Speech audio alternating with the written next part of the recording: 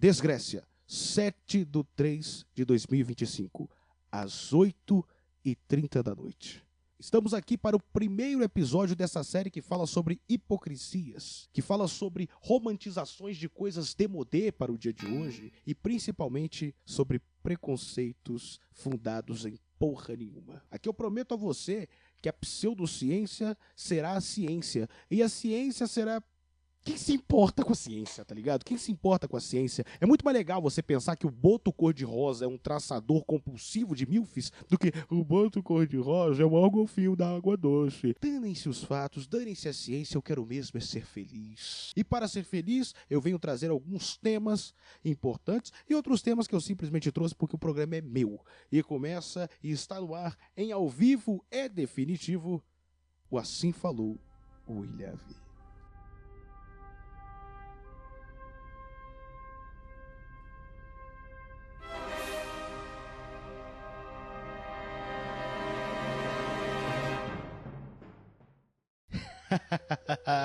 Depois dessa vinheta maravilhosa, eu estou com cabelo novo, cenário novo. Olha só esse Dostoiévski, veja isso aqui pra você ver como eu sou hipster. E agora eu estou aqui para falar do tema de hoje. O tema do vídeo de hoje é o medo de se arriscar, como o nosso ego nos atrapalha a crescermos, a termos experiências novas e sermos mais felizes a cada dia que se passa. Mas perceba, quando eu digo se arriscar, eu não estou falando ir numa rave. Até porque a rave é um evento onde as regras normais não se aplicam ao local. As drogas são simplesmente um couvert, uma forma de apreciar a não literalidade. Até porque a literalidade do evento seria simplesmente pessoas pulando com equipamentos pouco sofisticados, homens com cabelo colorido, barba colorida e tatuagem na panturrilha, mulheres com piercing no septo e tatuagem de medusa na coxa. E um parêntese aqui, tá? Como diria o grande e velho Morfeu Red Pill de Governador Valadares, o novo conselho para o Nil seria: siga o coelho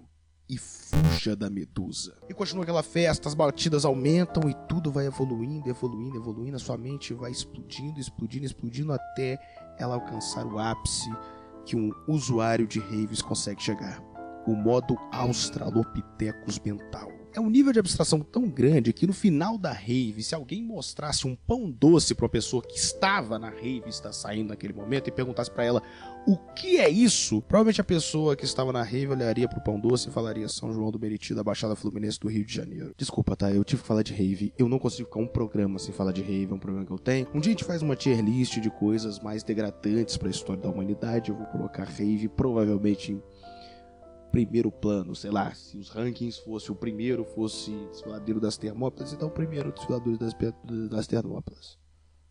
Mas essa mentalidade, ela me atrapalha muito em vários momentos, né? Até porque eu sei que eu sou uma pessoa muito boa, eu sou gênio, especial, sensacional, maravilhoso, mas sempre que eu começo algo que eu realmente gosto, quando vem a primeira dificuldade, eu normalmente volto a fazer meus afazeres inúteis, sabe? Eu volto pra minha caixinha, eu volto pro meu pensamento, eu volto a me sentir que eu sou o cara e começo a pensar daquela forma. É meio que o teu cérebro, ele cria uma persona que é muito melhor sentir do que ser. É muito melhor sentir do que passar pelo processo que deve se passar pra você chegar naquela situação. Porque aquilo não é um reflexo da realidade, aquilo ali não é a realidade.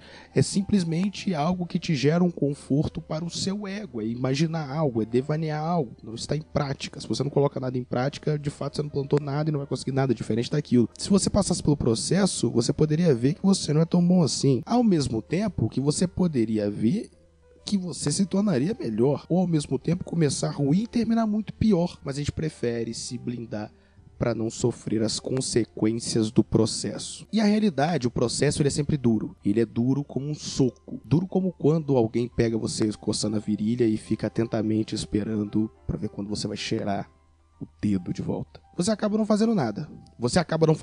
Mas o seu ego quer te colocar lá em cima. Então quando você vê uma estupidez como descer para BC, você quer olhar para aqueles autores, os cantores e falar: que bando de idiotas, um bando de macacos, o que estão fazendo ali? Mas você faz isso como? Deitado na sua cama, vendo um tutorial de como limpa uma tilápia, sendo que você não gosta de tilápia, não pesca e odeia sua mãe, aquela piranha. É bom entender isso pra ver como a gente pensa e o que eu vou fazer agora, justamente isso. Eu vou deitar em minha cama aqui que sai e vou colocar na televisão. Porque a televisão que é isso? Meus devaneios são muito grandes pra ficar numa telinha de um celular, meu irmão. Tô deixando aqui bem claro, a música indevida é uma música de burros animais e agora eu vou ver o meu tutorial de como limpar uma tilápia, imaginando ser o melhor ator de todos os tempos da história do mundo. E volto já. Bye, mami. Bye, mami. Já volto, hein?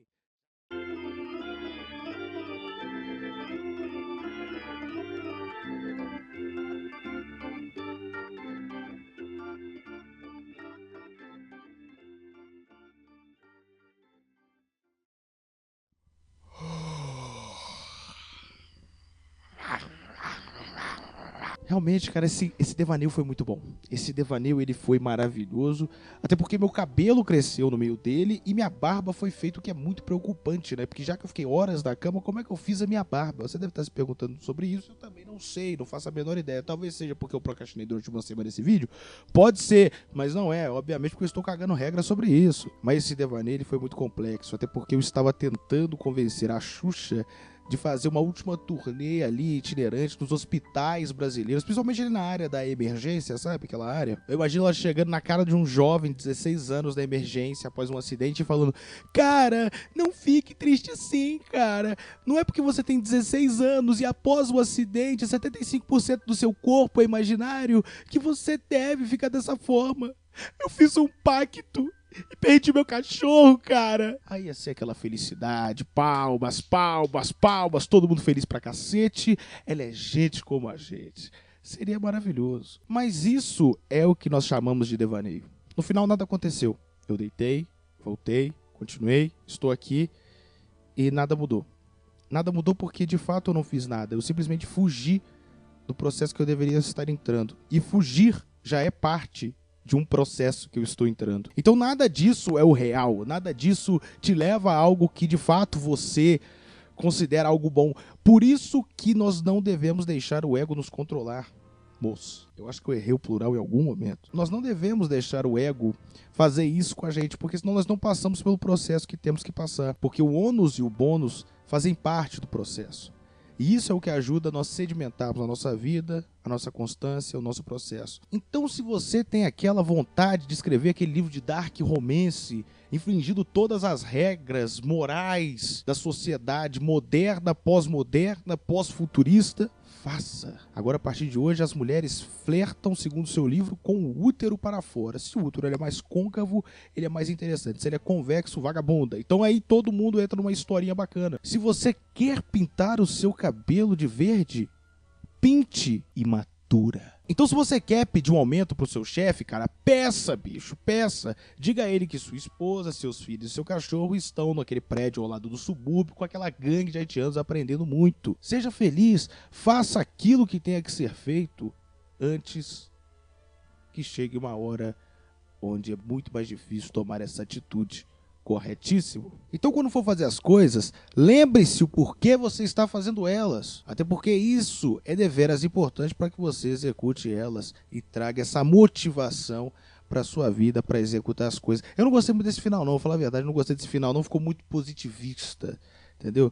Eu gosto da alegria um pouco mais mórbida, entendeu? Porque aí você faz aquela piada, você faz aquela coisa jocosa, você espeta os outros e você ativa uma parte do seu cérebro muito importante que é o córtex boçal, que é algo maravilhoso, todos nós preferimos ativar esse tipo de área, até porque você consegue se sentir melhor com as pessoas e 10 segundos depois lembrar que tem 1 milhão de coisas a fazer. Mas bem, nessa estreia eu fico por aqui, é sempre um incômodo estar com você, mas para não ser tão incômodo assim, por favor, meta uma inscrição aí, ative a sineta e no like meta um coisa nostra.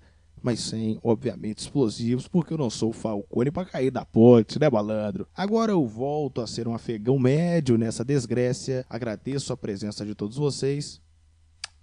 Um beijo na sua alma e até semana que vem. Assim falou o William V. Meu nome sou eu!